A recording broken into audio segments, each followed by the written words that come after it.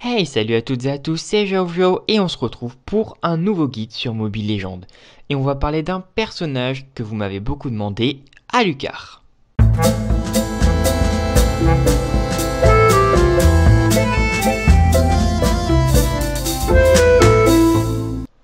Et comme d'habitude, on attaque cette vidéo avec les sorts et notamment le passif d'Alucard Poursuite. À chaque fois que vous allez utiliser une compétence, votre prochaine attaque de base va vous téléporter, va vous faire sauter sur la cible la plus proche. Votre premier sort destructeur va vous permettre de choisir une direction dans laquelle votre personnage va sauter, infligeant ainsi des dégâts à tous les ennemis à la retombée. Ensuite, c'est le coup volant. Alucard va faire tourner son épée autour de lui, infligeant beaucoup de dégâts physiques à tous les ennemis qu'il va toucher. Et enfin l'ultime, la vague fission fonctionne en deux temps. La première activation va vous permettre sur le champion ennemi verrouillé de faire plus de dégâts, d'augmenter votre vol de vie de 20%.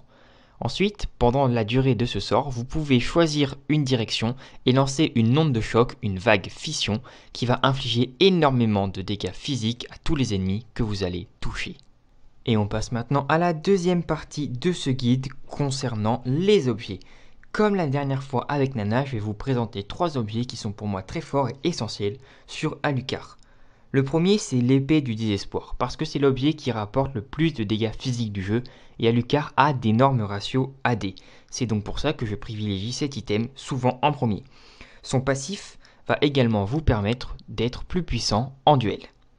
Le deuxième objet que je vous conseille, c'est le coup du chasseur. Toujours avec beaucoup de dégâts physiques très importants sur Alucard, de la réduction du temps de rafraîchissement assez important pour vous permettre de lancer vos compétences plus souvent, et surtout un passif qui va vous permettre de faire beaucoup plus de kills, d'enchaîner les meurtres. Et enfin, le troisième item, un item essentiel pour moi pour tous les champions AD, c'est le ciseleur du vent, qui va vous donner un petit montant d'attaque physique, 60, mais 40% de pénétration d'armure, ce qui va vous permettre de venir à bout facilement des tanks.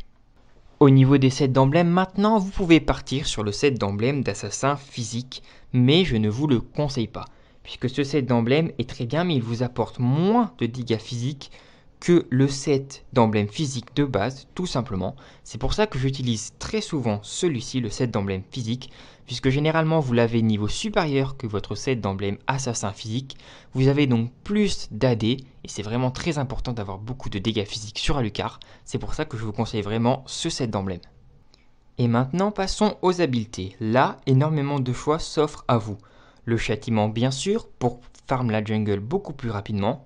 L'exécution, qui est un choix très courant qui va vous permettre d'assassiner beaucoup plus de cibles et d'avoir plus de dégâts.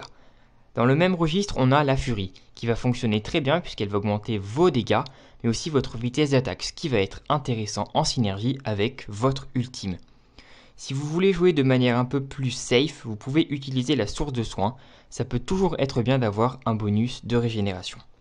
Vous pouvez partir aussi sur étourdir, ça c'est le choix que je privilégie énormément. Grâce à ça, vous pouvez jouer le rôle d'initiateur. Vous pouvez foncer dans 3, 4 ou 5 ennemis et mettre votre sort étourdir pour laisser le temps à vos alliés de venir ou tout simplement pour mettre plus de dégâts par vous-même. Vous pouvez aussi bien partir sur une purification qui va être utile si vous avez peur de vous prendre un mauvais contrôle, c'est très très bien. Le sort que je vous conseille en dernier, c'est lueur scintillement, qui va vous permettre de rattraper un ennemi qui se serait enfui beaucoup trop loin, de passer à travers des murs, de fuir. C'est vraiment le sort polyvalent par excellence qui marche très bien sur tous les champions. Vous voyez donc au niveau des habiletés, vous avez énormément de choix. Vous pouvez à peu près prendre n'importe laquelle. C'est donc en fonction de ce que vous aimez et de votre gameplay. Et nous allons maintenant parler du gameplay d'Alucard. Alors on ne va pas faire comme dans les précédents guides. Cette fois-ci, je vais vous présenter les points forts du gameplay d'Alucard et ses points faibles. Et on va commencer tout de suite par les points forts. Les points forts d'Alucard, c'est bien sûr sa grande capacité à split push, c'est-à-dire à s'isoler sur une voie, à éliminer les sbires très rapidement et à prendre des tours. C'est très très important d'avoir un bon split pusher dans votre équipe puisqu'il peut vous faire gagner la partie, puisque ne l'oubliez pas, prendre les tours est plus important que prendre des kills. Le deuxième point fort d'Alucard, c'est sa grande capacité de duel, puisqu'Alucard possède d'énormes dégâts, un énorme potentiel pour rattraper un fuyard et également une très bonne régénération grâce à son ultime. Vous allez donc pouvoir prendre des 1v1 contre à peu près n'importe quel personnage. Ça va donc bien se coupler avec votre grande capacité à split push. Si vous jouez Alucard avec le sort étourdir, vous êtes un très bon initiateur. Vous pouvez foncer dans le tas comme je vous l'expliquais tout à l'heure et mettre votre sort étourdir sur 3, 4 ou 5 personnes et laisser ainsi le temps à vos alliés de venir en renfort. Alucard est également un champion très mobile, vous allez pouvoir facilement décaler sur la carte et aller aider vos alliés, car vous possédez un jump avec votre premier sort qui vous permet de passer à travers de nombreux murs, mais aussi votre passif qui vous permet d'avoir encore plus de mobilité et de saut.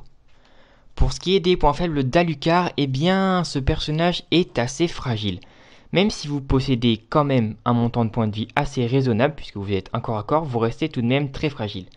Vous vous basez sur de la régénération grâce au vol de vie, mais si vous vous faites tuer avant d'avoir pu mettre assez d'attaque pour utiliser cette régénération, ça peut être très compliqué pour vous, alors faites attention.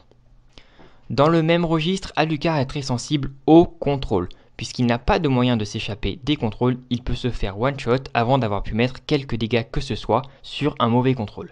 Faites donc également attention à ça. Alucard est également très faible s'il prend du retard dans la partie. Si vous n'avez pas assez de dégâts ou qu'un adversaire a trop de dégâts pour que vous puissiez gagner votre 1v1, ça va être très compliqué puisque toute l'utilité du perso va en être amoindrie. Faites donc attention à ne pas tomber trop en retard dans une partie. Et voilà, ce petit guide sur Alucard est maintenant terminé. N'hésitez pas dans les commentaires à réagir sur ce qui vous a plu, ce qui ne vous a pas plu, s'il y a des choses que je n'ai pas dites. N'hésitez pas aussi à mettre un pouce bleu sur cette vidéo, ça fait toujours plaisir, à vous abonner à la chaîne, puisqu'on approche bientôt des 100 abonnés, c'est juste un truc de malade. Et moi je vous dis à bientôt pour une nouvelle vidéo. Salut